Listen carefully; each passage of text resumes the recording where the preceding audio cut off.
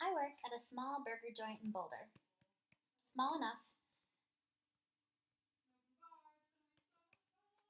small enough that there are 3 employees can handle a shift. We all take orders, cook and sell food.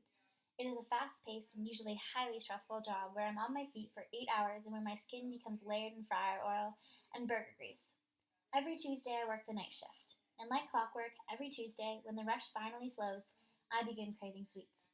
I consider this craving a trigger from all the stress my body has undergone, and when I act on that trigger, I further strengthen my hankering for sweets.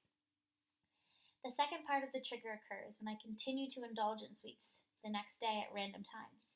And there you have it, a full fledged sugar addiction, one that crept up on me and worked its way into my life without me even noticing.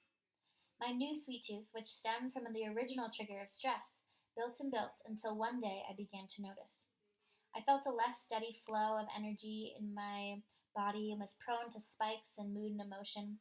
I noticed more craving and felt all of my time at the gym was spent in vain. Okay, no more custard, I told myself. But alas, it didn't appear that that was the way it was going to work. It did not matter how motivated and strong I had been all day. Any time I was faced with a stress trigger, sugar is where my head and body went. It's almost as if I turn off, my conscious brain sleeping while I engaged in habits. More and more, I wanted to become conscious enough to notice my triggers and start to react to them in a conscious way, rather than reverting back to old habits. My research has brought me miles closer to working on a more conscious life, one that is nowhere near perfect, but one in which I can begin to shift my outlook in order to shift my life. The Oxford Dictionary defines habit as a settled or regular tendency or practice, especially one that is hard to give up, or an automatic reaction to a situation.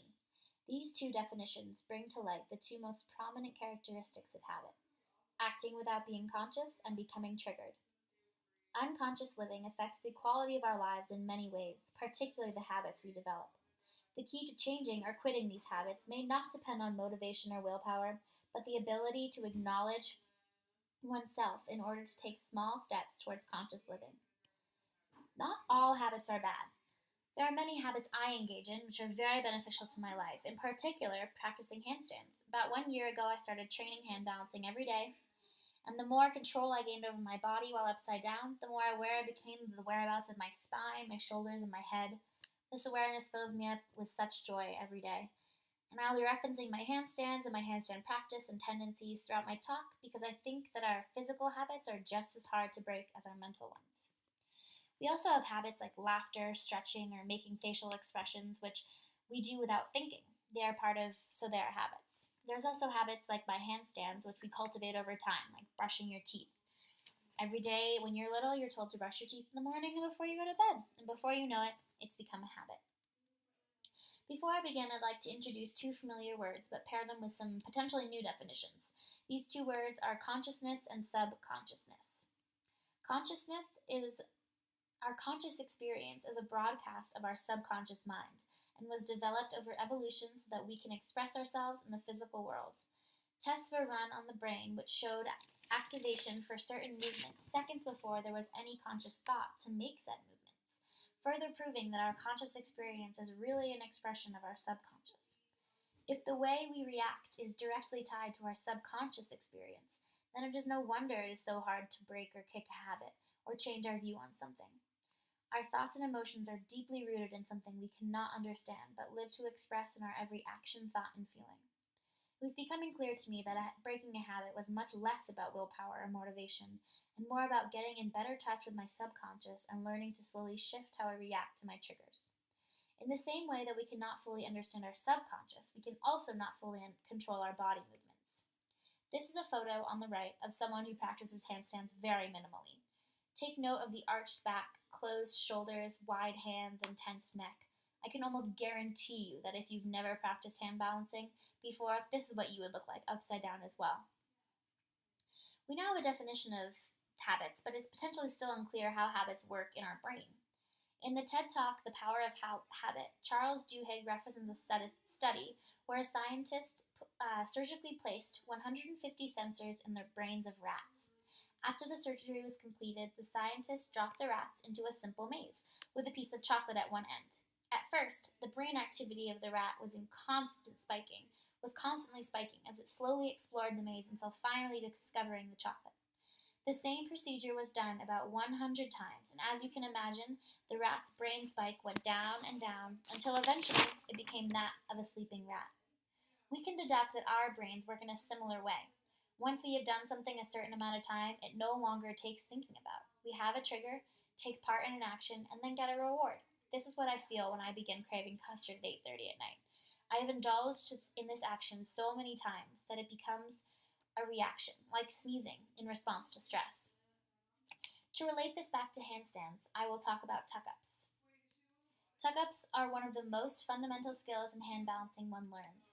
The tuck-up motion and holding a tuck-up is what first strengthened my handstand. Ball first.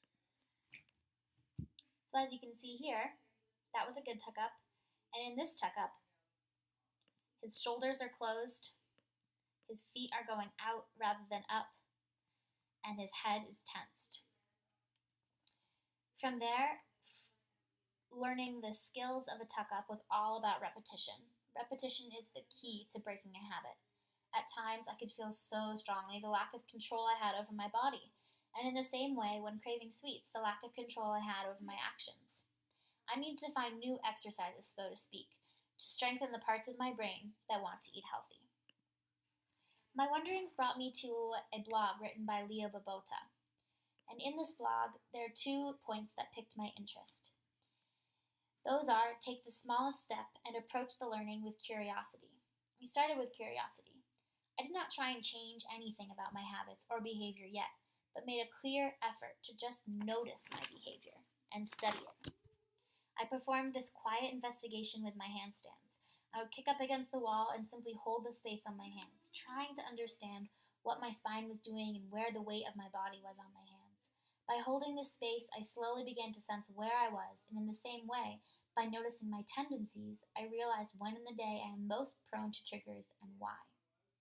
In handstands, it was the arch in my back and the weight distribution of my hands that needed the most attention. In my life, it was breakfast, stress, and eating regularly that needed the most attention. If I did not eat a prog for breakfast, it was all over. I noticed that if I eat less than 5 times a day, I begin to feel groggy and lost. Stress was the hardest aspect for me to work on. How can I combat this overwhelming feeling? How can I keep it from dictating the decisions I make? It did not feel like there was a quick answer to this issue, and I needed to take small steps to alter my reaction to stress. I decided to turn my direct attention away from stress and focus on things that help me release stress. This is a video. The Naval Austin McRaven gives a speech to the graduating class, and he talks about the importance of making our bed and how having small good habits can perpetuate big change.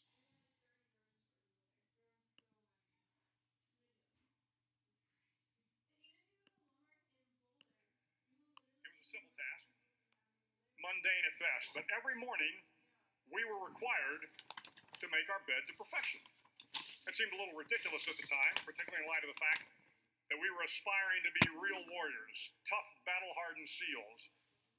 But the wisdom of this simple act has been proven to me many times over. If you make your bed every morning, you will have accomplished the first task of the day. It will give you a small sense of pride, and it will encourage you to do another task, and another, and another. And by the end of the day, that one task completed will have turned into many tasks completed. Making your bed will also reinforce the fact that the little things in life matter. If you can't do the little things right, you'll never be able to do the big things right. And if by chance you have a miserable day, you will come home to a bed that is made, that you made. And a made bed gives you encouragement that tomorrow will be better. So if you want to change the world, start off by making your bed. It was in this light that I decided to use running in order to relieve stress and set myself up for an active day. If you can believe it, it worked. When I ran for 10 or more minutes, I was less likely to crave sugar at night. The longer I ran, and in turn, the more stress I relieved, the better I felt. I also turned to my friends. When working at Snarfburger, I just simply asked them, if I pick up a fry, knock it out of my hands. And I actually didn't pick up a fry that night. I didn't eat any fries.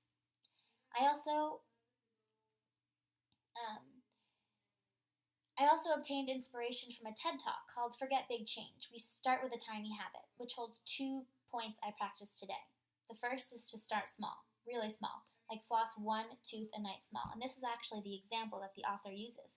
So I decided to try it. I started by flossing one tooth a night, moved to two, and eventually I was like, hell, I'll just floss my whole top mouth at night, and then in the morning I'll floss my whole bottom mouth. And now I floss my teeth about twice a day, and it's just a habit that I have.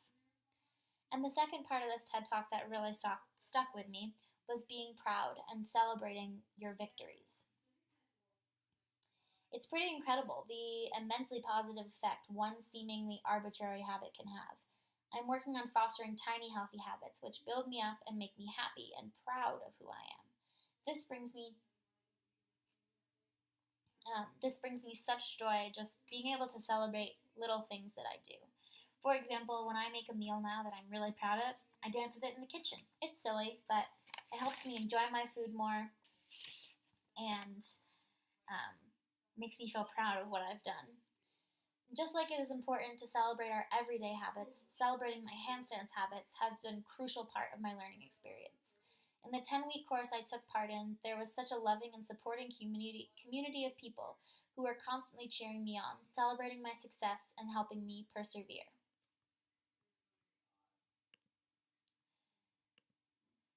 Making these small changes in my life has already begun having an impact. It does not matter how busy or lazy you feel like you are, all it takes is 10 seconds of your day to start a new habit that makes you happy.